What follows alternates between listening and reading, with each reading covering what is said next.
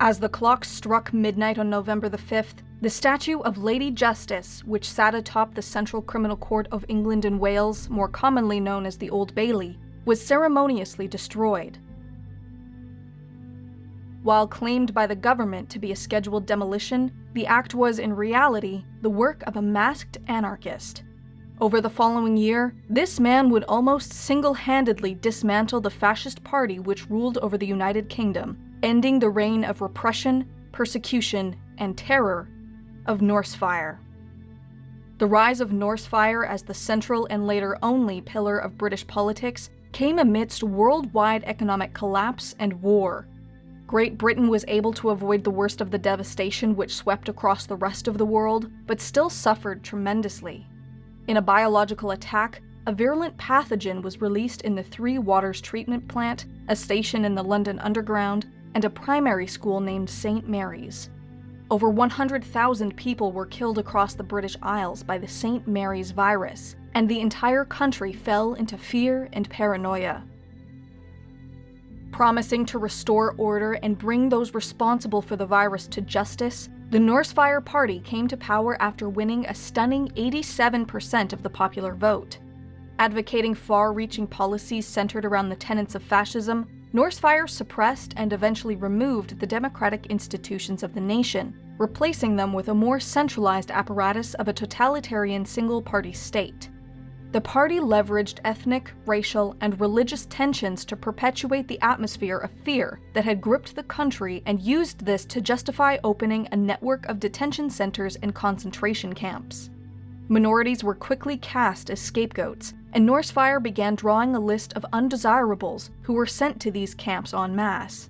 Africans, Asians, Jews, Muslims, homosexuals, political leftists, and anyone who spoke out against Norsefire were taken from their homes, imprisoned, and often tortured. In addition to this systematic persecution, Norsefire introduced a thinly veiled concept of Nordic superiority. England and the Anglo-Saxon race was seen as the heart of the nation, espoused in the common slogan, "England prevails." Such actions horrified the more moderate elements of the nation, but the miraculous discovery of a cure for the St. Mary's virus shortly after their election bolstered support for Norsefire and gave them the credibility necessary to remove the last institutions which might oppose their continued governance. The office of Prime Minister was abolished, and the position of High Chancellor was created in its place. Adam Sutler, who had served as the Undersecretary for Defense, was named the first High Chancellor of the new regime. While Sutler wielded considerable power, the effectiveness of his office was obstructed by the often competing ambitions of other powerful state institutions. The largest divisions either reformed or created by Norsefire were given anatomical nicknames, such as the finger, eye, ear, nose, and mouth. These were intensely specialized branches, intended mainly to keep Norsefire in power.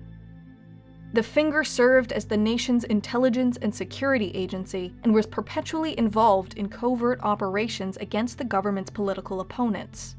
Agents of this division, known as fingermen, regularly patrolled the streets of London and other major cities, conducting security sweeps and enforcing a nationwide curfew. The eye and ear were responsible for maintaining the country's pervasive visual and audio surveillance networks respectively, and often dispatched alongside one another to maintain Norsefire's grip on its citizenry. The nose acted as the nation's police force, overseeing a reformed Scotland Yard and other elements of former British police services. Its officers were often at odds with the fingermen, and inter-service rivalry was rife between the two groups.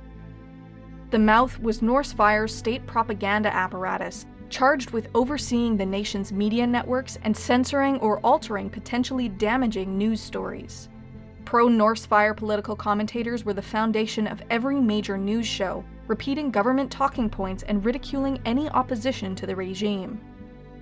The final year of Norsefire's existence was marked by the failure of these divisions to capture the man responsible for the destruction of the Old Bailey. Branded a terrorist by Norsefire, the man known only as V nevertheless captivated the general public, and his dramatic actions against the government revitalized opposition to the state. V even briefly seized control of the mouth's propaganda network, and in an address broadcast nationwide, demanded that all those opposed to Norsefire march on the Houses of Parliament on November 5th the following year. Through their investigation of V, less radical elements of Norsefire discovered that some of the highest members of the party, including Adam Sutler himself, had been directly complicit in the release of the St. Mary's virus. The virus had been developed through the torture and medical experimentation of prisoners, while its cure profited those same party members who had heavily invested in various pharmaceutical companies. Amidst the unraveling of this conspiracy, the increasingly harsh measures undertaken by Norsefire to apprehend V enraged the British public. The nation descended once more into anarchy, and when November 5th finally arrived, hundreds of thousands marched on the capital. With Sutler and his cabal of party leaders already executed by V, the demonstrators arrived at Parliament unopposed. As the clock struck midnight, an explosive-laden train was detonated below the building, ushering in a new era and forever destroying the reign of Norsefire. In this final act, V rekindled the ancient truth that ideas are more powerful than bullets, and that people should not be afraid of their governments. Governments should be afraid of their people.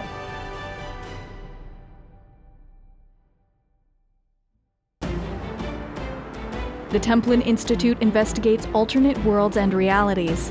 If you've enjoyed this video and would like to directly support us, vote in polls to determine future topics, and receive some cool rewards, please consider pledging to our Patreon page.